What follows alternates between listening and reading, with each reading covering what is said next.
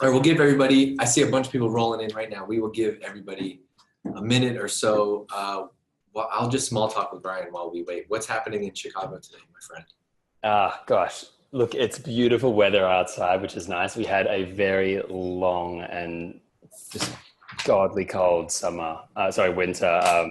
Not as much snowfall as you guys over in Boston, but it was just dreadful for my first kind of American winter since moving from Australia. So It was your first? What do you mean? it was my yeah, first. that's right. Yeah, I only moved. I Yeah, totally forgot that you're not always here.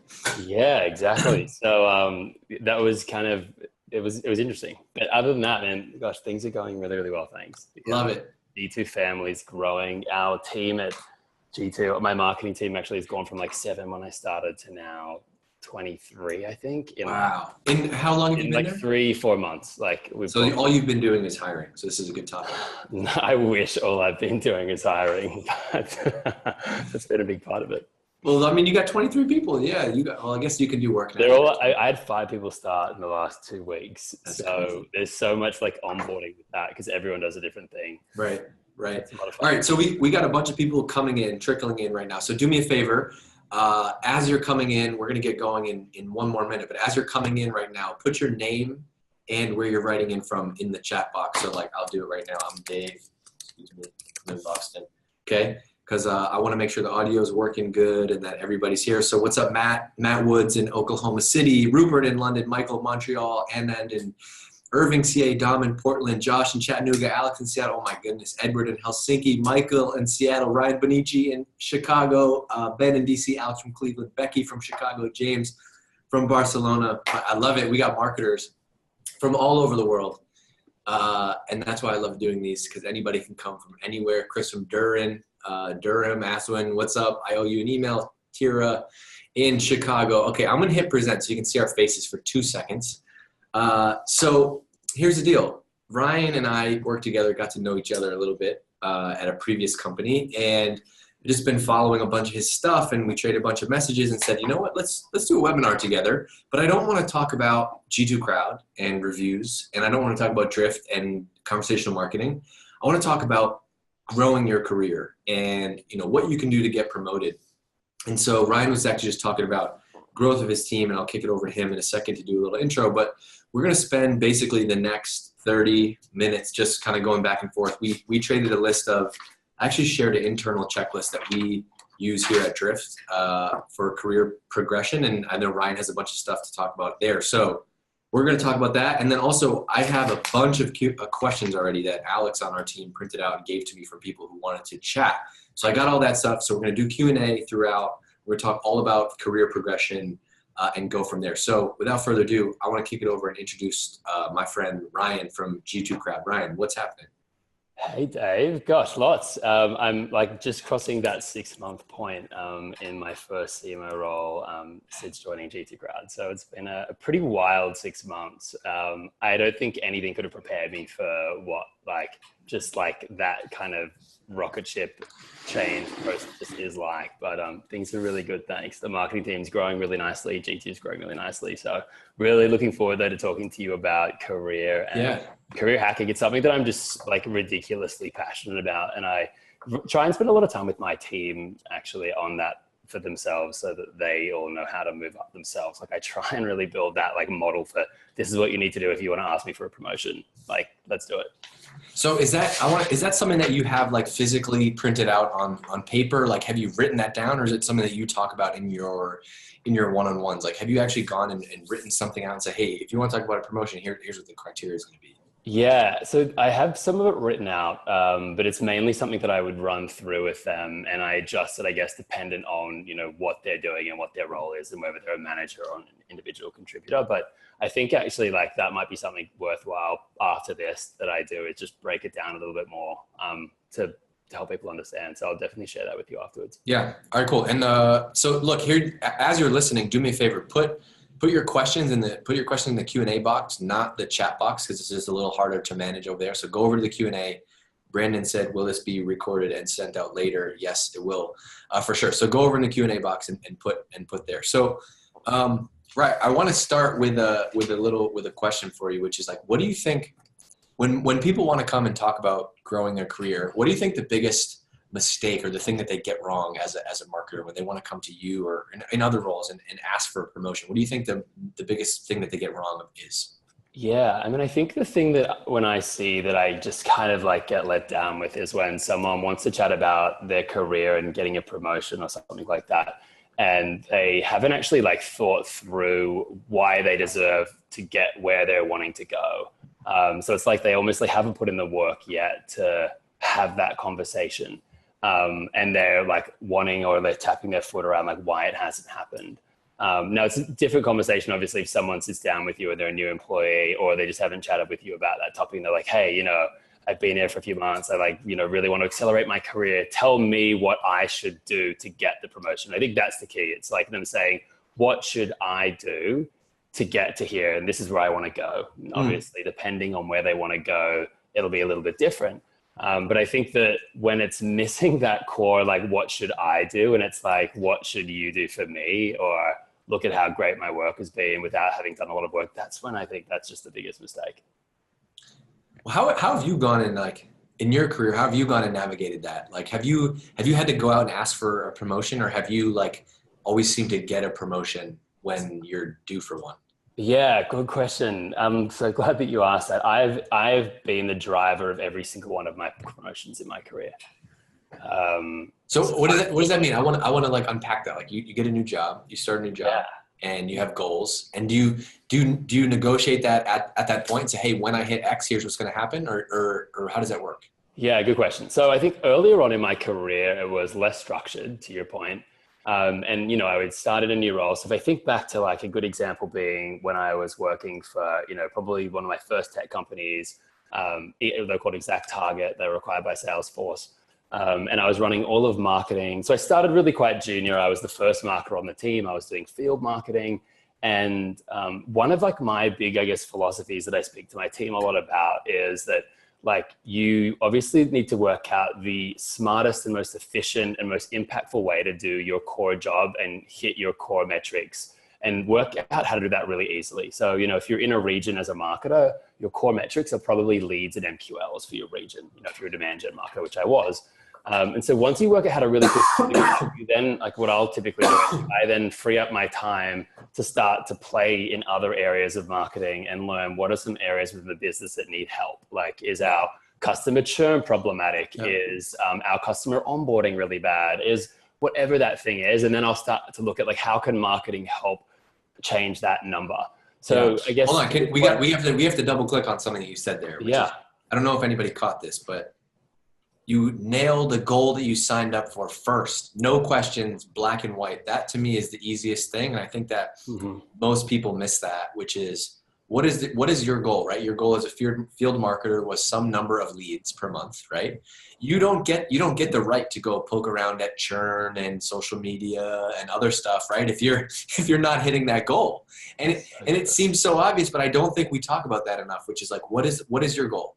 What is your number? And so like, this is one of the things I want to talk about. I've literally printed this out. The number, where is it? The number one thing in order to talk about like career progression and progression and promotion at Drift is number one is you have to sign up and own a number, right?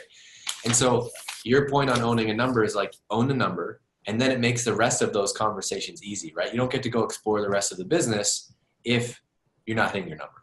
Absolutely. And I think that's where a lot of new hires, definitely more junior new hires, go wrong, is that they come on board, they probably haven't mapped out what that number is or asked their boss explicitly, like, what is the thing that you will measure me on? So that's what I was going to ask you. What about like so like in a demand gen role, it's easy, right? You either own the whole number, maybe you lead the demand gen team and you own the whole number, or you own channels, you own webinar, you own email, you own paid. What about if you're not in one of those roles where it's very easy to have a number? See, I would argue that you can always find a really important number, right? And so if I think of like areas where it's a little bit harder, like product marketing, maybe customer marketing, advertising, design and video are the hard ones for me to put. Design and video for definitely the hardest one. I think you need to tie them to the outcome of what the design and video is meant to do, right? Like video, it's typically views, and for design, if it's like a landing page design or something, you'd be looking at conversion rates or campaign metrics, success. So I totally agree. It's a bit more overlay in those more creative roles, but for the majority of marketing roles, like you can always tie it back to a number. And I think that's incredibly important. You shouldn't be accepting a job before knowing what those numbers are. But I think where people go wrong, to the original question though, is around the fact that they sometimes don't like that number, like the type of number that it is. Right? I think this is where a lot of like millennials that might move into like a social media role or something, they see that a social engagement metric isn't valued by the business. Like the CEO, the CMO, they're never talking about like the total number of followers that they have. And then they feel like, oh, like that sucks. Like my number isn't, something that people care about. I want a new number. Boss, give me a new number. And not to say that those numbers I mentioned before are the right or wrong numbers, but whatever their boss, I think, ideally gave them, they need to show their boss that they can crush those numbers and then identify other numbers that are important to the business and contribute to them too. And I think that's the key, is like you need to nail what you were hired to do first. Like that's literally your job. You don't get promoted for like doing and hitting the metrics that you were hired to hit. You get promoted 100%. For going well above them or doing things outside of them in addition.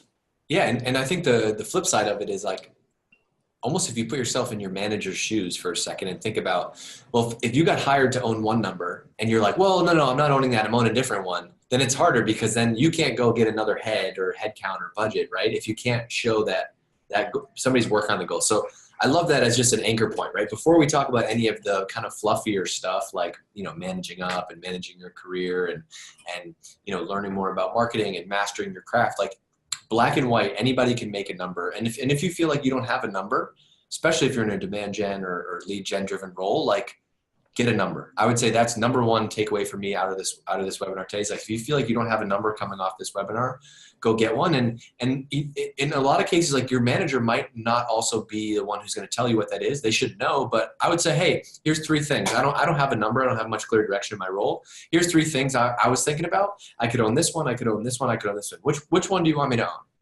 Mm-hmm.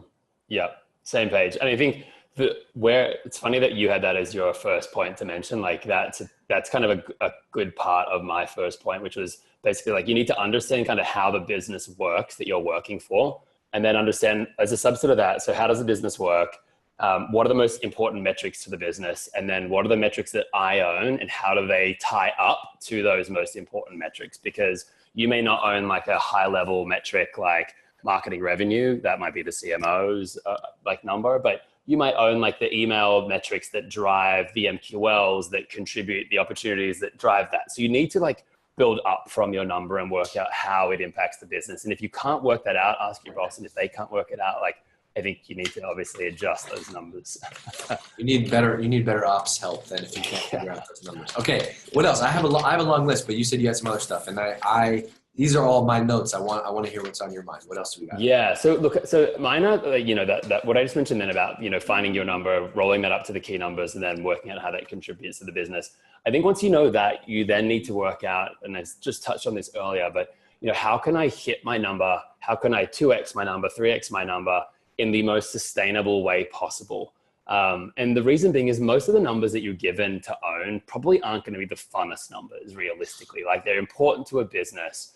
And, they're probably like, they're super important, but they're probably not the ones that you can be as creative with and test and be experimental. And so I think that once you work out like how to do your job really efficiently, that's where you start to play. So if I think of like where I've had the most impact in my previous jobs, it's once I've gotten my core responsibilities and KPIs ticked, and I know that I can tick them really easily in like half of the time of the month, for example. Yes. And then it's like in that spare time, and Google talk about their like 10% time, but it's kind of like the same concept. But in that spare time, that's when you start to like connect in the business, ask different people, like what are their problems that they're facing?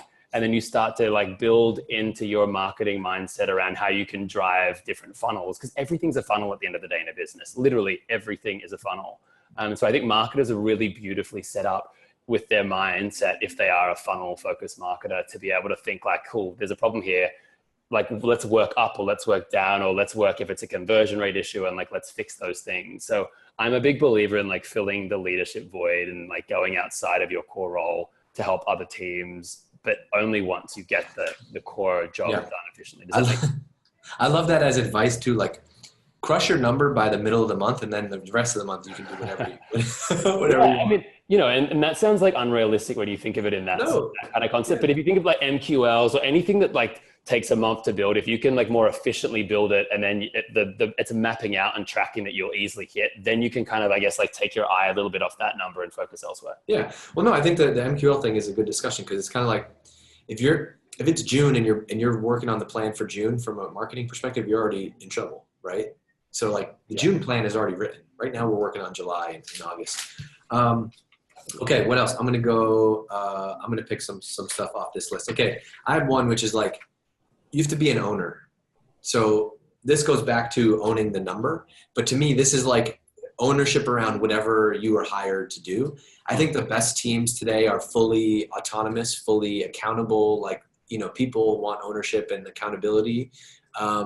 And I think that's what the best teams are. And so we, like at Drift, for example, we try to have everybody on the team be an owner of whatever area they were hired to do. And so if it was events, if it was email, if it's social media, and we don't just expect that person to own a number, but they own basically that entire piece of the business. And so they set their priorities, they set the plan, they set the feedback, they set, everything. And so we want to have a culture where like, hey, we don't have to micromanage this. Like, you own it, you own email, you own the full thing. If something's broken, you fix it. If something's not going well, you raise it to the team before it gets to a point. So I think, ownership is a really important piece, especially if your goal, which I think all modern marketing teams are, is to build a really flat team.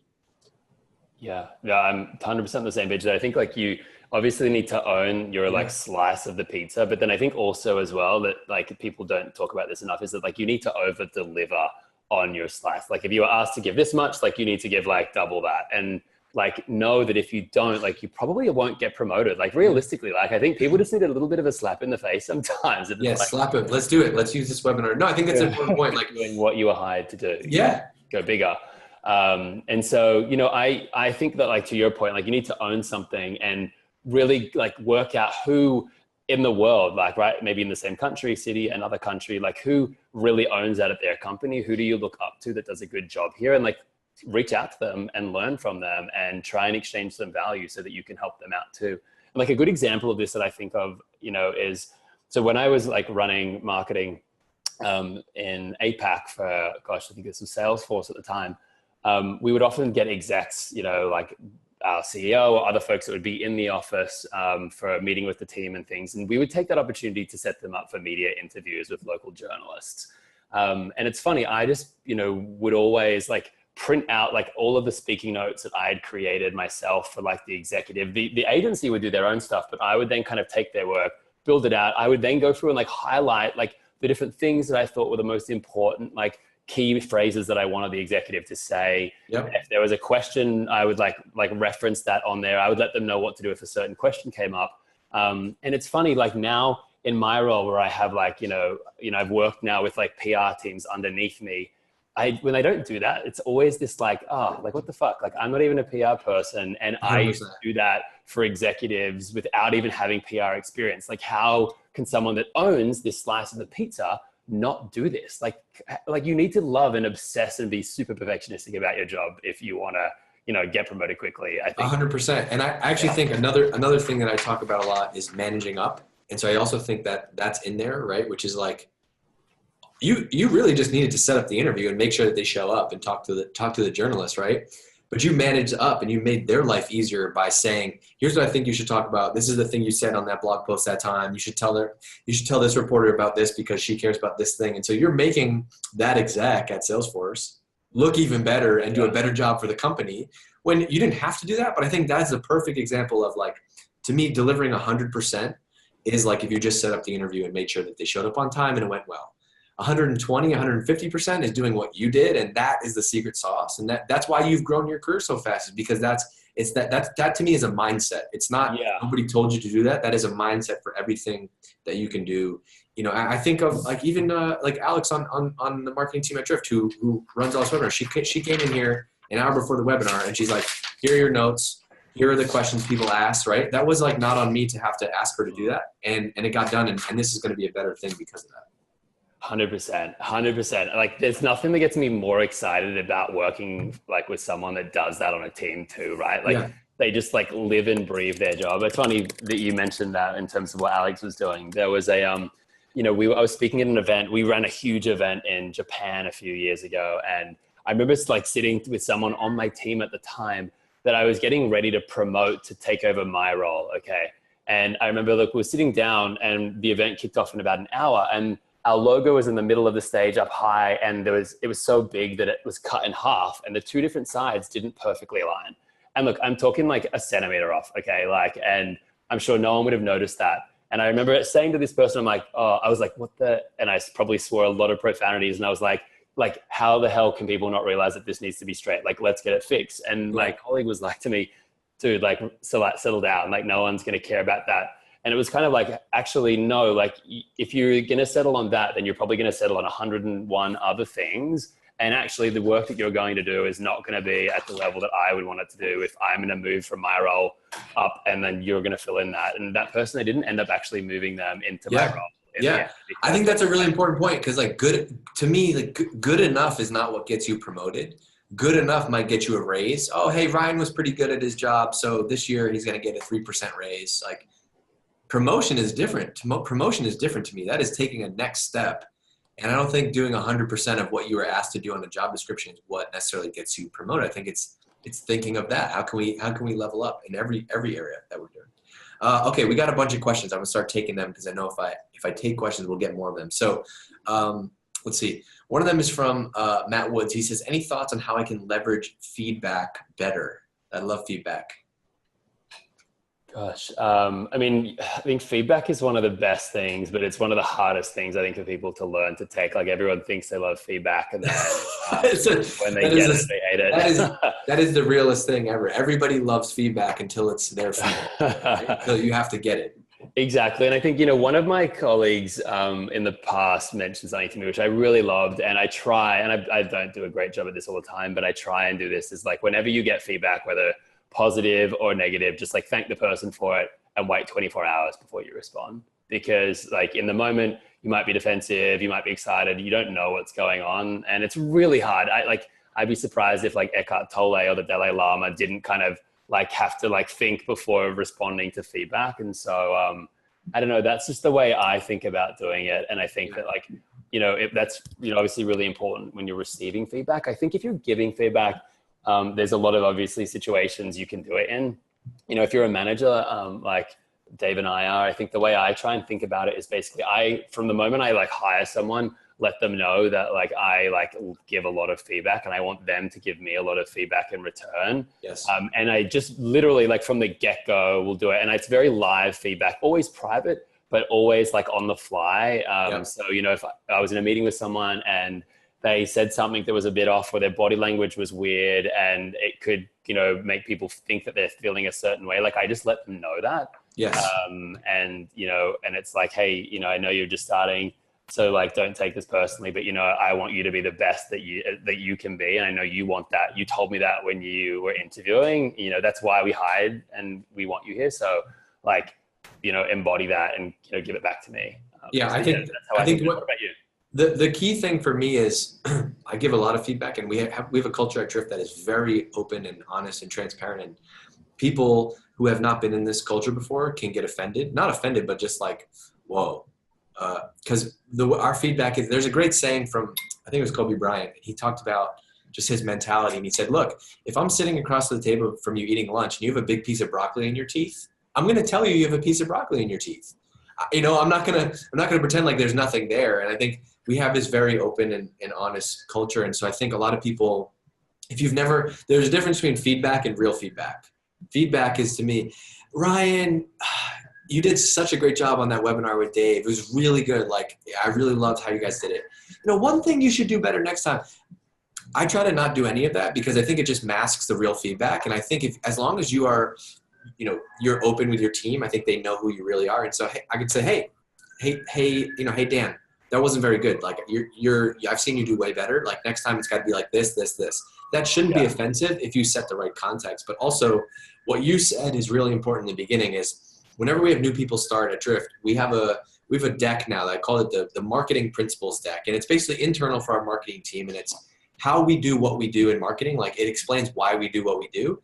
And on day one, we explain to all new hires, like, look, I'm going to be very hands-on at first. Eventually, you're going to be fully running by yourself, but be ready for lots of like micromanaging and feedback only in the first couple days and weeks until you show you can do it, and then I'm completely gone. And I think when you set that stage for people, it makes them, then they're not wondering like, Jesus, this guy is all over me. What the hell is happening? It's like, no, I'm setting the context from this up front, and then you're going to run with it after. So I think what you said in the beginning is setting that expectation up front changes the whole context. Yeah, setting the expectation. And then I think also, you've always got to tie it back to something personal for them. And I think, for me, like I only hire people that have this kind of a mindset of like always learning, always growing. They want feedback. So I'll tie it back to like what they told me. Like they told me they want to be a CMO or a chief product officer or something by a certain age. And I'll be like, hey, I'm giving you this to get you to where you want to be. So like, are we on the same page? And that's in terms of that's where you want to be. Totally. Yes. And then it's great. I think the other thing I just quickly add on that helps,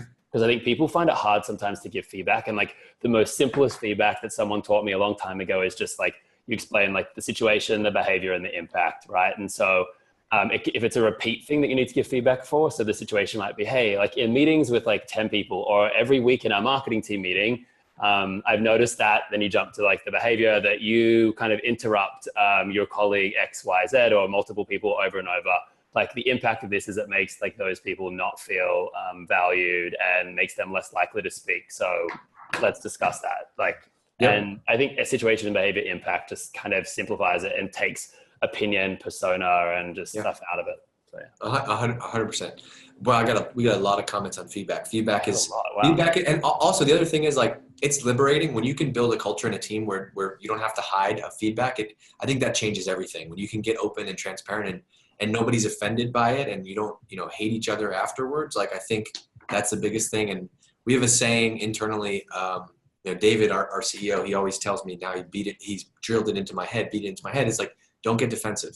Don't get defensive, right? Just take the feedback. And also there's so many people who like have just different experience and can provide a different perspective. And so if you can have that growth mindset and be open to learning as opposed to always being defensive and having to explain why you do what you do, that changes everything. Absolutely. Oh man, there's so many good questions now. I'm going to ask you this one. Okay. This is from Keith. What trends and skills gaps do you see at the VP/CMO levels at tech companies? Interesting.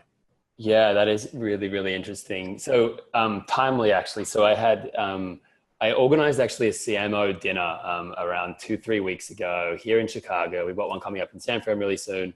Some of them are our customers at G2 Crowd, and some of them are just like really fascinating and high profile CMOs that I wanted to learn from. And I basically, we found a really awesome restaurant here in Chicago and got about 10 people together. And it was really interesting. What I found was that for like VP CMO level, the thing that weirdly, like I was so super surprised by this, that everyone spoke about more than anything was technology. And it blew my mind. It was actually two things, sorry.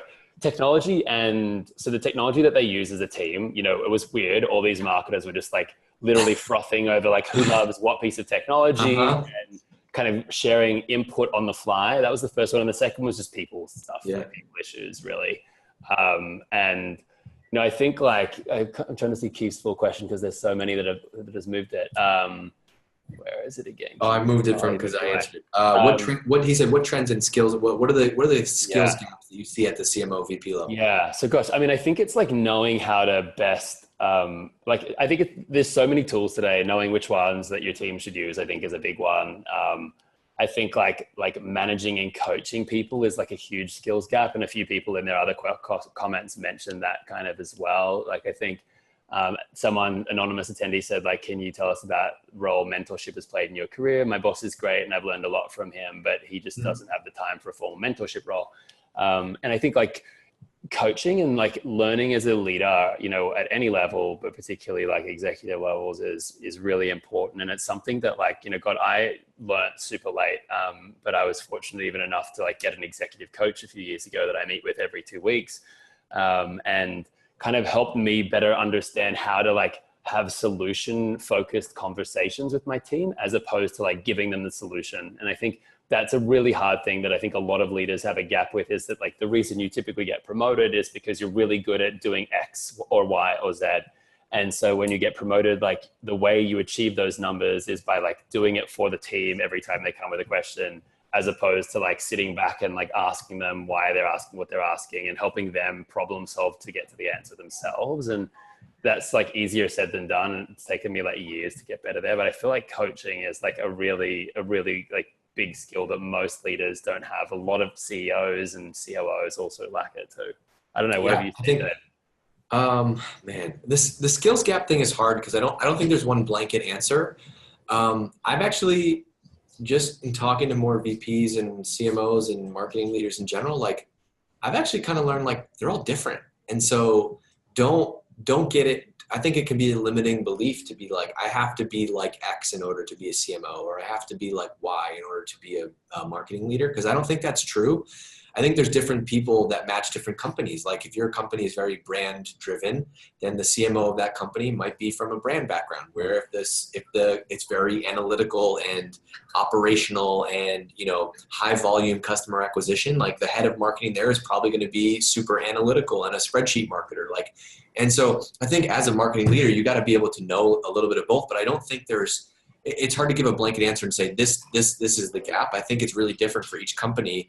And so I think it's more about like, what is your skill set? What do you think your unique skill set is as a marketer? And then what's the company that you could do to match that, right? What do you think? I think though there's still like a core skill set that everyone needs to have, right? And I think like where I see the biggest gap with marketers is like them having a true analytical understanding of how to like analyze data, how to like ask smart questions, and how to like understand a funnel. I feel like the data piece is like the one that, whether you're a brand marketer or any kind of marketer, really like understanding numbers and being able to investigate, like so important. And if you can't do that, like you should learn quickly. 100%. But I think the solution to that is you have to do it.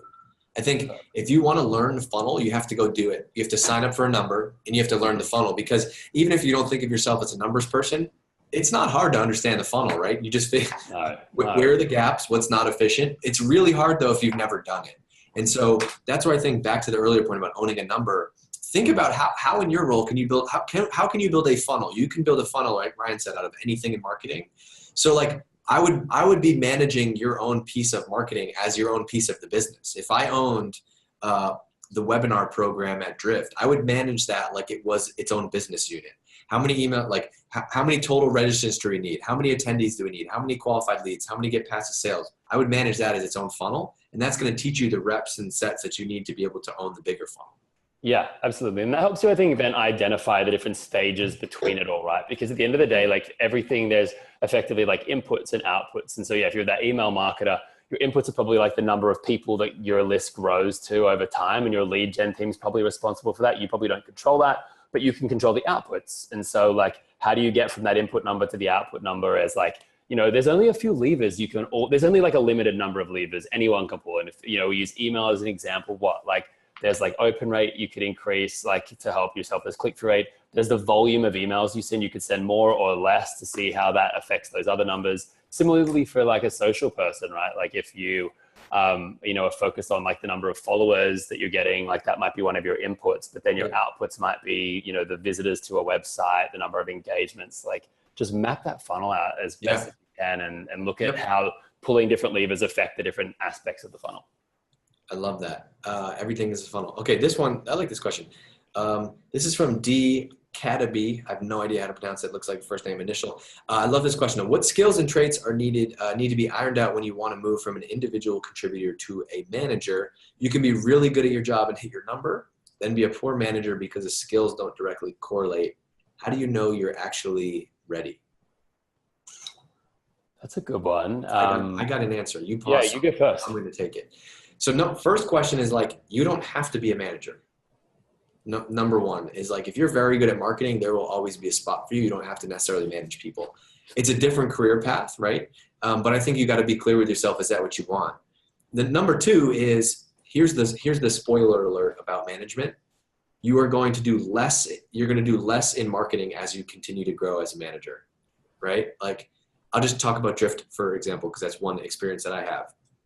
2.5 years ago at Drift, I wrote every single email, every single tweet, every single blog post, every single webinar, every single deck, right? I now have been replaced in all of those areas. And so I haven't gotten any better in those areas. I don't do those things anymore. And so you have to want that. You have to want to manage people. As Ryan said, he cannot give his team the answers because it doesn't do any good if he just says, here's the answer, go do it. They have to figure it out. And so you have to be ready for that as a manager.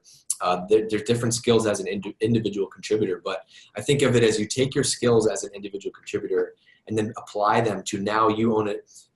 I still own a funnel. It's just different now because I'm not doing all of the pieces of it. I have to manage the different levers on the team. Oh, if we hire 2 more people in this area, maybe we get this. Or how do we fix what's happening on the blog? Or how do we do this thing? Like they're all a funnel now. What do you think, Brad? How is my answer? Yeah, I'm on the same page. I like your point on, you don't need to go down the manager track. I think a lot of people view that as like the only way. So that's interesting. I think my only kind of like asterisk on that is I don't think a lot of, tech businesses are pretty good there in having like a lot of different roles for ICs so that they can stay in the same role, but they move to like different levels of leadership in that IC role. And I don't know if many businesses outside of tech have that kind of a philosophy. Like it's a little bit like, I think like more difficult, but I think like to your point though, I think it basically means like if you want to make that change and you're ready to get promoted anyways, you're probably good at producing the results that you needed as an IC. So I think then it's like ultimately you need to work out how do you scale your skills with the now team that you are managing to help them do that. So, you could obviously do all the calls for one person on your team and then they would probably hit their number, but they wouldn't learn anything and everyone else would miss. So it's like, I guess it's a bit more about building process and about building like ways to scale learning, scale insight and scale your time. That's probably the thing that I've found the hardest is like trying to work out how to scale your time to have like it be as impactful as possible.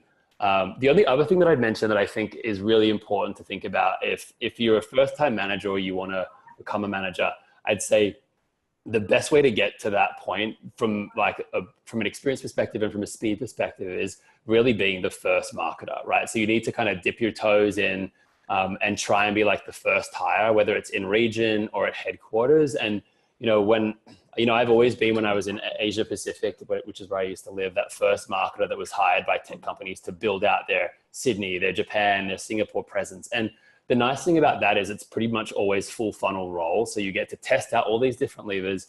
And to Dave's point, you get to be the first person to build the emails, to build the workflows, to build the blog. And so once you then start to manage the team, it's really easy because you actually built it all. So like you're literally handing over like, hey, this is the process. This is how it's done. Any like issues, let me know. Yep. Now that's like a pretty rare though situation, I'd say. And one thing I experienced at G2, which was different and I'd never experienced this in my career before, is I came into an existing team that was using different technology that I was used to.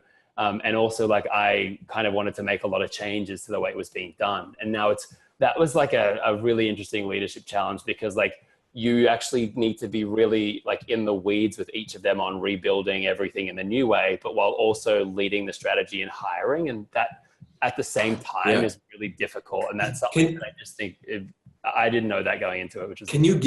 I'm interested in that. Is there one specific example that you can talk about that won't get you in too much trouble? Like I want to know in the weeds. God, I mean, there's so many of them.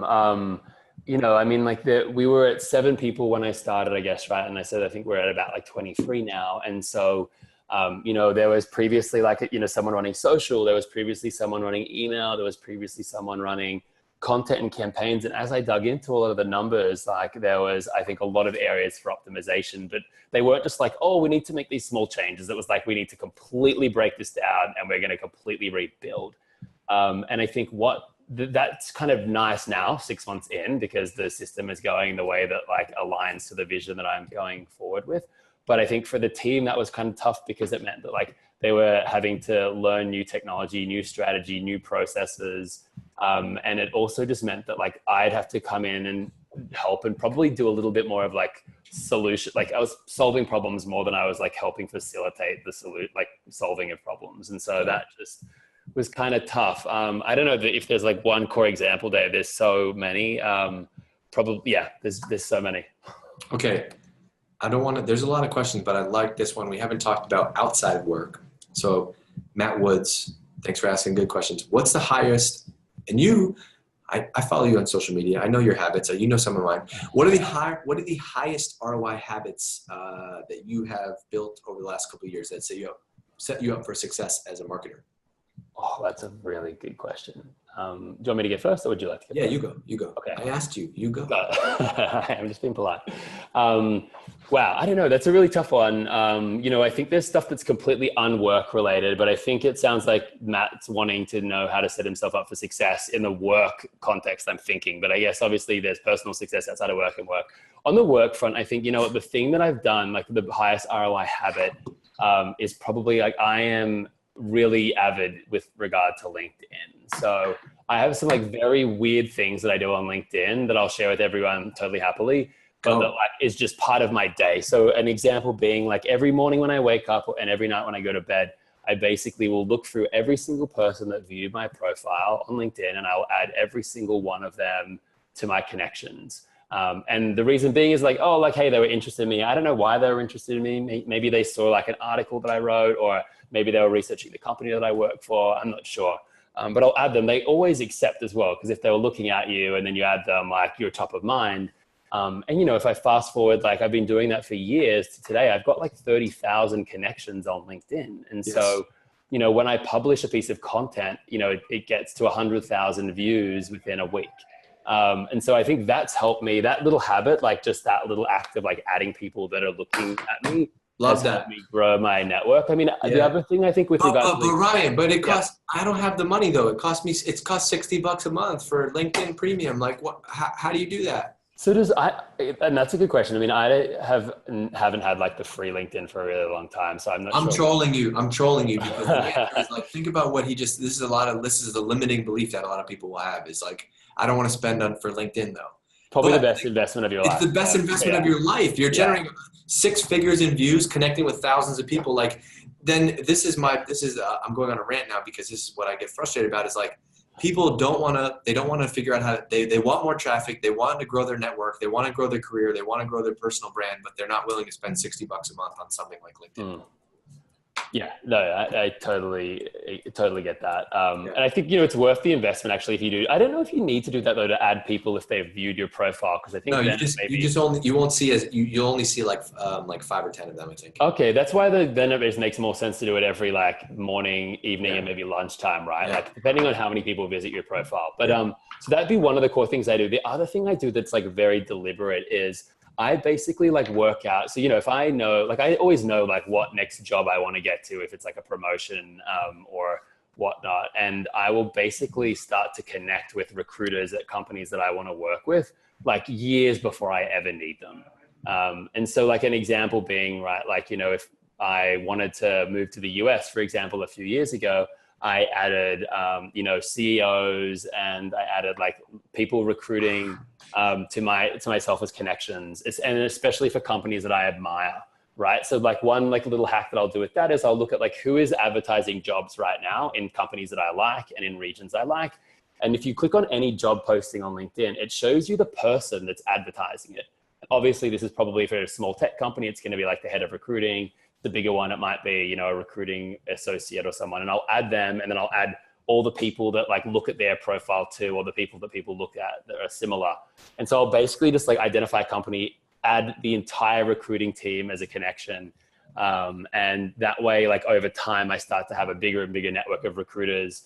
And pro tip to take that even further is like, as you get more and more senior, I think I'm probably connected to about 1,000 executive search people on LinkedIn, right? So like I will regularly search like marketing executive search or marketing executive recruitment or, executive recruitment manager titles. And I'll just add them on LinkedIn because like then that helps me increase the number of in-mails I get every month with people offering me jobs.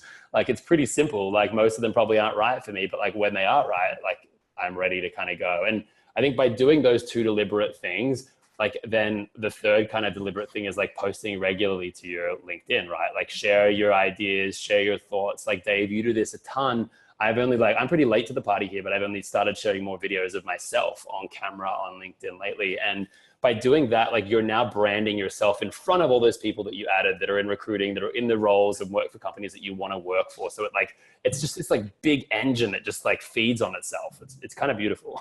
I love it. LinkedIn, for me, being in B2B, like, and I think that's where I'll be, is LinkedIn is the one I could do without any other channel. LinkedIn's the one that I wouldn't get rid of. Yeah, same page. Okay, let's see. So many. You want to pick one? Pick one. You pick one. Oh God, I mean, like the one that just staring at me right now that like I just saw it. It's so timely. Is like, do either of you ever suffer from imposter syndrome or fear? Every day. I want to answer this one. Every day, every minute. But then I realize that everybody else is too. And actually, this is a mind game that DC, my boss and our CEO at Drift, played on me here at Drift, which is we talk a lot about role models. And so going out and finding role models. And so he pushed me a couple of years ago to go out and find role models in marketing to go study and learn from, and people that were levels and levels up for me.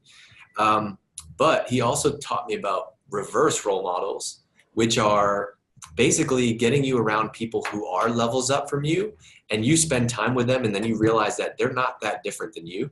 And that was the thing that unlocked the most like mental power for me in my career, is being at dinners and lunches and meetings and breakfasts. And you don't have to go to events, by the way. You can listen to podcasts, you can find them on YouTube, you can connect with them on LinkedIn, like all that content is out there. But learning from other CMOs and VPs of marketing and whoever, and marketing leaders, and realizing like, you know what, like that guy's not that much different than I am. Like that was like a really empowering belief for me, is to get over the imposter syndrome, because I do have it every day. But it's realizing that those people out there, are going through the same challenges that you are. They have the same problems. They have the same questions. It's different for every company. But that's been a really powerful thing for me. Nice. Yeah, I like that. That's golden. I mean, I think that's just like such a prevailing thing for anyone that achieves anything early. And I think like, even if someone doesn't agree, they'll tell you that they have it, like they have it, and they're just like really afraid of it. It's tough. Like, I'll have weeks where I feel great and I'm like, damn, yes, like I am so meant to be in this role. Like, hell yeah. And then I'll have like weeks where I'm like, oh my God, people are going to find out, like, what am I doing? Like, I think that's life really. But, I think to your point though, the biggest thing that helps me get through the imposter syndrome is like, back to your point of number one, like owning a number. So like most of the things that question my imposter syndrome or create that feeling for me, are around like, it's typically more subjective, softer things, right? Like I could have handled myself better in a situation where I maybe didn't have handled myself as well. Yeah. Right. But if you come in and hit your number every month, what should you have imposter syndrome about? Like, well, I mean, I think like, there's always like a lot of reasons though for why like you might hit a number. You might think that like your team beneath you are amazing, but you actually don't deserve it. And like, they're the ones that hit the number. But I think, as you start to see like all of the numbers across the board that you're influencing impact and grow, like that is like a nice, more objective way, I think, to cut through the imposter syndrome, but it's not perfect. Yes. What would you do? This is from my friend Anonymous attendee. What do you do when your manager doesn't have a roadmap for you, when communication is essentially non-existent or only consists of feedback? I can go for that if you like. Yeah. I mean, gosh, like, you got to stop like removing the question because I can't. I just read it out loud to you. What do you do if you're manager? But I mean, I forget. There's always multiple you leave these questions. Leave the company. God, Dave. God, giving you some like live feedback in the moment. No, I think like what's really tough there is that like I would probably question back, is that like, hey, did this manager change, or did you maybe do a bad job at selecting a manager in a company to work for? Would be my first thing, because I think you really should work out who the managers that you're going to work for, what their communication style is, and like ask their employees, before you work for them. And like one thing I tell like everyone that comes to my team is that like, I really want you to value your time, and I really want you to like value coming here. I want you to like be like interviewing us almost while we're interviewing you for a role, because that's how highly you think of yourself, and you have the numbers to show it. And so I'd say that's like the first like step there. I think the second thing though is just, like be open and honest, and like share candid feedback with your boss around the fact that like, hey, things have been going well maybe, but I'd love a little bit more guidance. I really think I can help you hit your number, Mr. and Mrs. Boss, like a lot better. Like find out what makes the boss tick, or what the boss's boss, like what your boss's boss is asking them of them, and like work out how to like drive those numbers for them, I think would be one way. I think you can also always as well, like go to HR if that's a part of the business, and ask for like like tips on how to manage up, but there's a lot of stuff online too around how to manage up as well. Yeah. I think I'll just read it back to you because I made it go away. But like the question was like, when your manager doesn't have a roadmap for you, right? Like, wouldn't you push hard on that and say like, I need a roadmap from you as my manager? I think that's one thing, you know, but if you don't have that roadmap though as well, I would almost say like, and again, I guess maybe I'm more for it like being on the employee really. There's that like, you know, go and like work out what your roadmap should be and then share it to your boss and say, hey, like, you know, I've been doing these things, they're going really well. I've kind of thought about them, boss, in a bigger roadmap. It looks like these things connect. And if we do this, that will make this better and this better. Like, what do you think? Can we discuss? Like, you know, don't just sit there and get grumpy and not see it happen. Like, you are in charge of your success. Like, never, ever let anyone around you control whether you are or are not successful. Like that's, I reckon that's like a pro tip on a separate note in general that I would add to this whole conversation. And something that I say to my team all the time, especially junior employees, when they say to me like, hey, I missed my goal because like I followed up with this person and they didn't get back to me over email. Like, you know, I'm waiting on them. And then I'm saying like, okay, cool. Like, have you Slacked them? And they'll be like, no. And I'm like, well, did you call them? And they'll be like, no. And I'm like, did you go to their desk and like knock on their head? Like, if you didn't do any of those things, like you are the reason why this thing is a failure, not them. Like, it's your job to make them be accountable. And if they need to give you something on Friday, connect with them, set a meeting on their calendar on Wednesday to review the draft of the thing. Like, or like that goes back to being an owner, right? Yes. Being an owner is not like, outcome, I couldn't, you know, I'm supposed to do this thing, but you know, Matt is the one who owns that, and like Matt's not getting back to me. Well, like your job is your job is to find a solution, right? Marketing is just all about finding solutions to problems. Totally. Yeah. God, all the questions are getting good now. We have like 5 minutes left. Okay, I got one. This is from a paper one. So somebody that replied to an email is from Brandon. If you were to create a development plan for yourself, how much time and budget do you allocate to events, books, podcasts, blogs, formal courses, experiential, etc.? Oh gosh, I'm not the right person to ask that, to be honest, because I don't do a good job with all of that stuff, really. I mean, I think some people probably look at me and think I do a good job with that sort of stuff. Like, I'd say most of that work is actually just the time I put into LinkedIn. I probably spend more time on that than anything else, which isn't that much still anyways, but I'm really bad at the podcasting, the event speaking stuff. I used to be better, so don't follow my advice. Dave, what about you? You're better, I think, than me. I'm better in that until I had a baby. I don't have time for many other things today, but I just say, I think like my advice is like pick one or two of those things and go deep on one of those channels. Like you can't be a speaker, you know, you can't speak, listen to podcasts, watch talks, read blogs, go to formal courses, go to events. Maybe if you have nothing else happening in your life, but to me that's not realistic. And then what ends up happening is you're just going to be frustrated and not make any progress. Like I would pick one thing. And so for me, the one thing is books. And so my one thing is like, I know that just like being in this world and being in marketing and being on LinkedIn, that I'm going to just, a lot of stuff about marketing technology and SaaS and all this other stuff is going to come to me just by osmosis. Right. But I want to seek out something. And so like, I want to go study all the timeless marketing lessons. So marketing for people, you know, the lessons in marketing that have been true for 100 years. What did the direct response marketers do? What did the great ad people do? The copywriters. So that's what I go out and seek. So that's just my one criteria. So when I read a book, it's about that. When I listen to talks, it's about that. When I'm looking into people to learn from it, it's about that. You are very good at seeking wisdom, Dave. I'm not. Oh man, that's a good place. I actually read that question completely wrong because I thought they were talking about how we promote ourselves and build our personal brand on podcasts and stuff. But yeah, I'm bad on the podcast front. I don't really listen to a whole lot. I'm a big fan of Medium. I just like love finding great authors on there and then reading their content. I do a bad job at what you just mentioned though, and I think the back to basics marketing stuff is really important, especially around like messaging and conversion and whatnot. So there's one question though that's like really, I think, wicked that we need to touch on. Okay, go ahead. Dave, it's like from David Adams, and it's regarding promotions or salary raise negotiations. If you feel you're crushing expectations, quote your number, KPIs, how do you approach the conversation?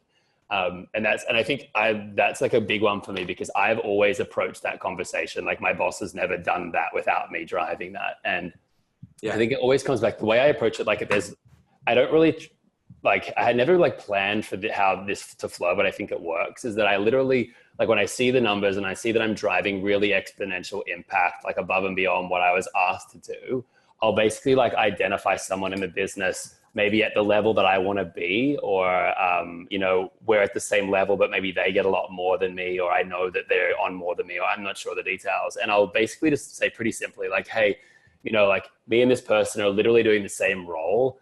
If you look at our numbers objectively, like my numbers are significantly higher than theirs.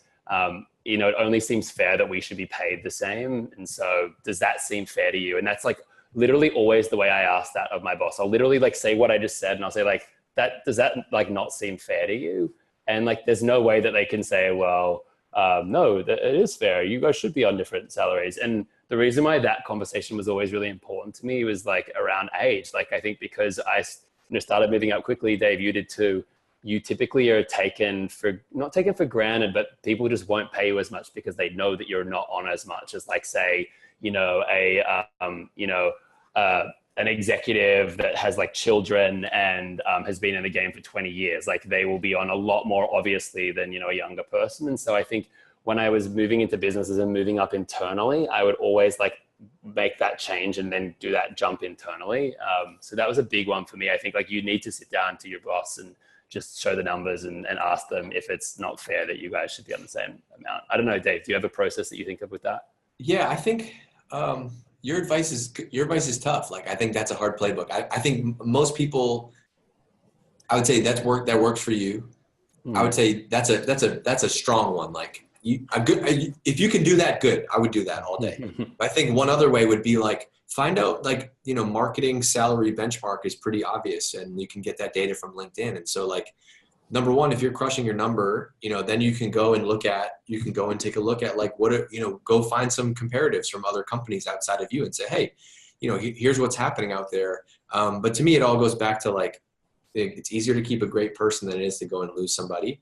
And so if you take Ryan's advice, which is like, prove that you're crushing your number and then find a benchmark or comparison, that's going to be your best guess. I think where most people fall down is like, I should get paid more because X, because I've been here for a year, or I've been here for 2 years. I think tenure doesn't have anything to do with it. It's nothing. Yeah, nothing. 100%. Yeah. The only thing I'd say is that I actually don't know if the benchmarks of other people's salaries, like with regard to like, oh, I found on LinkedIn salary insights and, you know, a marketing manager in Chicago should be on this and I'm below that. To me, like that argument doesn't work because like no company, it's an average. That's the point of it. Like no company, like there's aren't many companies that are exactly on that line. And like your company may pay more. So, how do you know what somebody else is making inside of your company? Like you find them? Well, see, and that's a good point. Like I'll actually, you know, I never will know the exact numbers. I've never, ever asked anyone that I work with, like their specific salary. It'll be more so that it's typically because they'll be on a higher level title than me. So if I think back to when I moved to being a director, so I was at Salesforce at the time and I was doing something, I was running all of the marketing for APAC and I was senior manager. But like head of marketing was like, you know, we were both heads of marketing, but I was senior manager level and he was director level. And so obviously like with that, like I knew that he would be getting more. And also he was 20 years older than me. He's a legend. I love him today. I won't mention his name, but he's a great marketer still. But, you know, I very like took that and went to my boss and said, hey, like the numbers here are like really similar. His team's only a little bit bigger than mine, but my numbers are a lot stronger.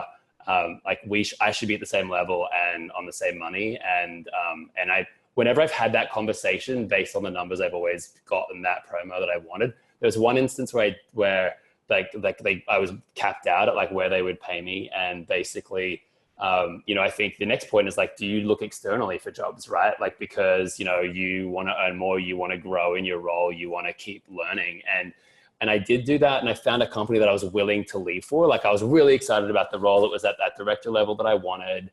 And the pay was so much better than what I was on. And I just had that hard conversation with my boss that was like, hey, you know, I really want to stay here. But as I've like spoken to you about, like I'm getting less than what, you know, my peers overseas are getting that are doing the same job. I want to stay here. This company is amazing. You are amazing. The team's awesome. But, you know, I've got to think about my career in the long term. And so I'm going to hand in my resignation on Monday. I'm not giving you this like as a threat or anything. Like I don't expect you guys to change anything, like just so you know that. But like if you were wanting to hold on to me, and again, like I'm willing to go, but I would love to stay if I could, like, you know, this is what you would have to match. But I'm not telling you this to like try and make you match it as a game. Like I'm ready to move on to take on a next challenge. And I think when you have that conversation, like, I don't know if that's something that you want to get into the habit of having, right? But it was something that like I had been in that same role for a year and grinding away, and I still hadn't gotten that thing. And then over the weekend, like they moved mountains to get the salary I wanted, the stocks that I wanted,